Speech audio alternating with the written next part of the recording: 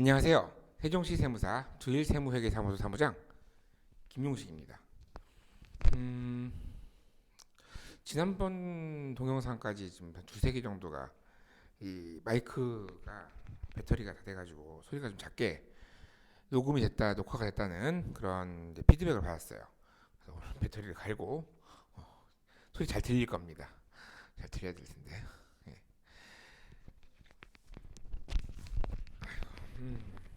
사실 재미가 없어요. 이거 세무 재미없어요. 뭐 제가 들어도 재미없는데 뭐 재미있을 리가 없죠. 그래도 이제 그 사업을 하시면서 그 맞닥뜨리게 되는 그런 세무 문제들에 도움이 될까 해서 하고 있었고 열심히 하고 있습니다. 그래서 이번 주에는 한번 재밌는 것도 한번 찍어보고 너무 일 얘기만 하는 거는 좀 그러니까 한번 그것도 한번 찍어볼까 하고 있습니다. 예, 오늘 주제는 적격 증빙이란 무엇이냐입니다. 적격 증빙. 적격 증빙이 뭐죠? 많이 들어보셨는데 세무사무소 이용하고 계시면은 세무 대리인 얘기할 겁니다. 적격 증빙 잘 챙기셔야 됩니다. 적격 증빙을 잘 챙기셔야 됩니다. 저희 사무실 이용하시는 분들이 많이 만족스러워하시는 분이 말을 어렵게 안 한다예요. 말을 어렵게 안 한다. 말을 어렵게 할 필요가 없어요. 왜 어렵게 느껴질까요? 그 선수들끼리 이야기를 하기 위해서 정확한 의사 전달을 위하여 좀 말을 어렵게 정해놓은 건 있어요. 오해가 없도록. 그런데 이거 선수끼리 이야기하는 게 아니잖아요. 고객과 저희 이용하시는 그런 고객과 저희하고 이야기를 할 때는 저희가 최대한 쉽게 설명을 드리려고 그래요. 뭐 예를 들어서 수입 금액이 뭐고 소득 금액이 뭐고 일반 사람들은 다 수입이나 소득이랑 같은 얘기예요. 예? 근데 세법에서 다르죠. 그런 것들에 대한 이야기라든가 맨날 비용 그런데 비용 뭐 적격 증빙 뭐 어려운 말들 이 말도 한 번씩 조금씩 섞어 좀 쉽게 설명을 드릴까 합니다. 적격 증빙이란 매출액을 확인받고 매입세액을 공제받고 경비를 인정받기 위해 필요한 적절한 문서 형태. 이게 책에 나와 있어요. 이렇게 결론적으로 뭐냐? 국가 입장에서 누락이 없는 세수, 그러니까 세금을 걷기 위해서 세금을 모두 걷고 싶어. 모든 거래에 대해서 그러려면 어떻게 돼요? 한쪽에다가는 혜택을, 한쪽에다가 의무를 지어두는 거죠. 야, 너 이거 받아오면 내가 너 세금 깎아줄게. 넌 이거 발행하면 세금을 내는 건데 세금을 깎은 쪽에서 이걸 요청하면 너는 요청 거부하지 못해. 이렇게 식으로 제도를 만들어 놓으면 어떻게 돼요? 매출을 일으킨 사람. 국가 입장에서는 세금 깎아달라고 하는 사람은 별로 중요치 않아요. 근데 세금을 내야 되는 사람 중요하죠. 내야 되는 거를 음지로 사라지지 않고 다 노출이 되도록 만들 수가 있죠. 대표적인 예가 세금계산서입니다. 돈을 내고 서비스나 아니면 재화를 받았어요. 물건을 받았어요. 그러면 세금계산서를 돈을 낸 쪽에서 끊어주세요. 라고 얘기를 하면 거부 못하죠. 그러면 그렇게 제도를 만들어 놓으면 발급 한쪽에서 어쨌든 그 세금계산서는 세금을 깎기 위해서 국가에다가 신고를 할 테니까 당연히 세금을 내겠다는 게 아니라 깎는 거 신고를 할 테니까 여기 파는 사람 쪽에 매출을 알 수가 있겠죠. 자, 그런 것들이 이제 세금계산서, 적격증빙이 그런 용도라고 보시면 됩니다. 적격증빙 종류는 아까 말씀드린 세금계산서, 그리고 계산서. 자, 많은 분들이 오해를 하고 계시는데 과세 사업하고 면세 사업. 자, 과세 용역이나 과세 재화, 면세 용역이나 면세 재화일 경우에 세금계산서 계산서 갈라집니다. 재화주 쉬운 걸 하나 놓죠. 뭐 핸드폰을 하나 팔았어요. 당연히 과세입니다. 그럴 때 세금계산서 발행을 해줘야 되죠. 그리고 면세라고 하면은 뭐 국가에서 정해놓은 몇 가지라고 보시면 되는데 그 중에서 이제 대표적인 이제 쌀이라고 봅시다.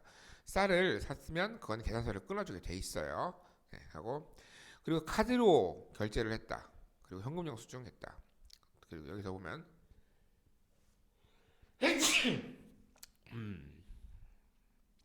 감기 조심하세요. 다시 자 적격증빙 종류는 이렇게 네 가지 정도로 나눌 수가 있는데 왜 네 가지가 서로 네 가지 중에 하나 있으면 되는 겁니다. 다 똑같아요. 그러면 무엇이냐? 이것을 겹쳐갈 수 없다는 거예요. 신용카드를 결제하고 세금계산서 끊어주세요. 불가능한 건 아니지만 신용카드 영수증도 세금계산서도 둘 다 매입세 공제를 받을 수는 없다. 둘 중에 하나 선택해야 되고 그러니까 둘 다 신용카드를 발행해줬으면 세금계산서 발행해주면 안 되고, 신용카드를 결제했으면 현금영수증 발행해주면 안 되고, 현금영수증 발행했으면 세금계산서 발행해주면 안 되는 것입니다. 자, 세금계산서 보죠. 이거 많이 보던 내용이에요. 재화 또는 용역을 공급하고 이에 대해 부가가치세를 포함하여 거래했다는 사실을 확인하는 문서. 그러니까 이거를 돈을 내 쪽에서는 꼭 받고 싶어 해요. 받아야지만 세금을 깎아줄 테니까. 그러면 파는 쪽에서는 별로 좋아하진 않겠죠. 별로 좋아하진 않겠죠. 세금을 내야 되니까. 그렇다 하더라도 좋아하고 안 좋아하고는 중요한 문제가 아니에요. 반드시 발행하여야 됩니다. 여기 보면 이제 굵은 칸으로 표시되어 있는 것들, 이런 것들이 필요적 기재사항 반드시 정확하게 기재가 되어야 되고, 그 필요적 기재사항이 뭐냐? 공급자의 등록번호와 상호 성명, 대표자 명의, 그리고 공급받는 자의 사업자 등록번호. 이거 중요하지 않아요. 이건 틀렸다고 해가지고 이게 내용이 무효인 건 아니에요. 작성일자, 때때로 저기다가 월까지만 적어주신다거나 연도까지만 적어주신 분 계시는데, 양쪽이 동일하게 들어가야 되기 때문에 그 작성일자를 서로 확인해서 정확하게 일치하여 적어주시는 게 좋겠습니다. 그리고 공급가액, 세액, 이런 것들이 좀 어려운 거예요. 자, 보세요. 우리가 세법 용어에서 공급 가액이 있고 공급 대가가 있어요. 이거는 뭘 똑같은 것 같은데.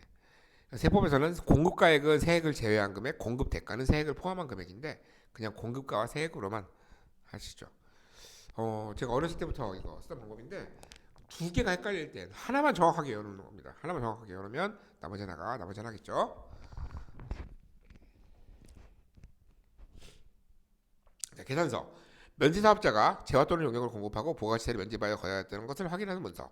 면세사업자가 재화 또는 용역을 공급하고 부가가치세를 면제받아 거래하였다는 것을 사실을 확인하는 문서. 자, 면세사업자. 여러분들 면세사업자 참 많이 보셨을 겁니다. 저희가 이제 많이 하고 있는 학원, 그리고 병원, 그리고 면세 물품을 취급할 때 계산서를 하는데, 뭐 미가공 농축수산물, 그리고 뭐 연탄, 여성 생리용품 등등등 국가에서 정한 것들이지요. 자, 그런데 보시죠. 우리가 사업자 등록증을 보면 면세사업자, 과세사업자는 일반 사업자라고 써 있어요. 그리고 면세사업자라고 표현인데, 면세사업자. 자, 우리가 면세사업자라고 하면은 많은 분들이 오해를 하시는 게 세금이 모두 면제가 되는 걸 오해를 하고 계세요. 아닙니다. 자세히 보시면, 자세히 볼 것도 없어요. 크게 써 있으니까. 부가가치세 면세사업자입니다. 부가가치세가 면제가 되는 겁니다. 아시겠죠? 부가가치세가 면제가 되는 겁니다. 그리고 실질 과세의 원칙에 따라서 면세사업자를 하더라도 과세 용역이나 과세 재화를 취급 또는 판매했을 경우에는 과세입니다. 잊지 마시기 바랍니다. 자, 여기서 공급 가액만 있고 세액이 없죠. 네, 나머지는 다 똑같습니다. 필요적 기재사항도 모두 동일합니다. 신용카드 매출전표, 신용카드 등의 거래 서식이 기재된 서식, 다양한 형태가 있고, 다양한 형태는 뭐예요? 흰 종이 길쭉하게, 파란 종이, 뭐 빨간 종이 뭐 이렇게 겹쳐 있는 것도 있고, 신용카드를 사용하였다는 사실을 증명하는 거고, 자, 신용카드 사용 시 세금계산서 계산서를 발행받지 못한다. 자, 아까 맨 처음 설명드렸다시피 각각의 형태는 다 동일한 효과를 가지고 있습니다. 뭐가요? 세금계산서, 계산서, 신용카드 매출전표, 그리고 현금영수증이 다 동일한 효과를 가지고 있는데, 자, 두 개를 가끔 있어요. 새 카드로 결제하시고 세금계산서 끌어달리는 분 있습니다. 네, 그렇게 하면 안 됩니다. 뭐 아예 불가능한 건 아니지만 그렇게 경우에 매입세액을 둘 다 공제받지는 못한다는 건 확실합니다. 자, 그러니까 그렇게 생각하시면 되고요. 현금영수증. 자, 그 현금영수증 의무 발행 가맹점, 현금영수증 미발행 금액이 50% 이거 바뀌었어요. 이거 20%로 그 빈곤 발행 미발행 포상금도 있고. 현금을 내고선 편의점 값서 있죠. 현금영수증 발행해 드릴까요? 소리도 나와요. 그럴 때 전화번호나 사업자 번호 등을 교조받을 수 있다. 현금영수증 받는 경우 똑같죠, 이거는. 자, 전화번호는 사업자 번호라고 했어요. 자, 홈택스의 설정에 따라 달라질 수 있습니다. 근데 그거 설정하는 거 디폴트 값으로 놓고 자, 얘기를 하죠. 현금 영수증을 발행해 드릴까요? 라고 하면 예, 아니요. 라고 하면 예, 됐어요. 아니요만 하면 해당 없으니까. 아니요라고 하면은 원칙상 판매를 한 사람은 010-000-1234 현금 영수증 자진 발급 번호로 발행을 하게 돼 있습니다. 자, 그렇습니까? 라고 하면 발행을 하기로 했어요. 그러면 우리가 그냥 흔히 이 영상을 보시는 분들 중에 전화번호를 대부분 받으실 텐데 그게 아니에요.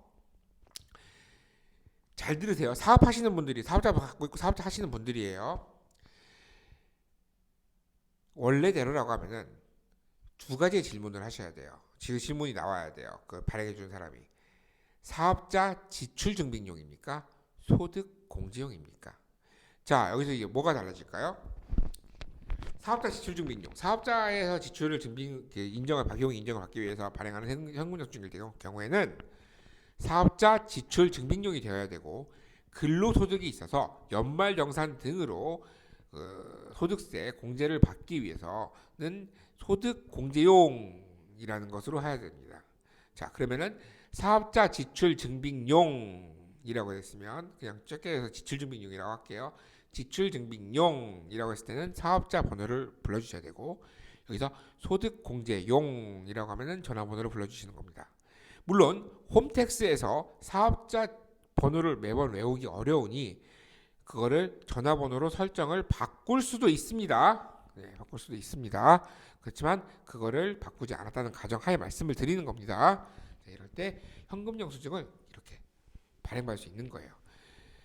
그거 나중에 가서 다 바꿀 수 있는데 번거로워요. 그러니까 받을 때부터 제대로 하는 게 좋고요. 또 하나 팁을 말씀드리자면 저희 이제 가족 중에 그런 일이 있었는데 사업자가 있어요. 사업을 하십니다. 지출증빙을 잘 하셨어요. 그런데 사업자 번호를 잘못 말씀해 주신 겁니다. 한 자리가 틀렸어요. 한 자리가 틀렸으면 그냥 다 틀린 거예요. 그래서 매번 그렇게 하시는 바람에 그게 다 없어졌어요. 나중에 알아서. 어떻게 해야겠습니까? 핸드폰에다가 적어도 본인의 사업자 등록증 정도는 가지고 다니셔야 돼요. 그래서 거기에다가 현금 영수증 받을 때에는 그쪽으로 받으실 수 있도록 하셔야 되겠습니다. 자, 오늘 여기까지일 겁니다. 네. 이상 세종시 세무사 주일세무회계사무소 사무장 김용식이었고요. 오늘이 11월 10날인데 아마도 11월 이번 주에 다시 하나 더 찍게 될 것 같습니다. 그때는 세법 내용은 아니고 좀 재밌는 내용을 한번 찍어서 찾아뵙도록 하겠습니다. 시청해주셔서 감사하고요. 다음 주에 또 뵙도록 하겠습니다. 감사합니다.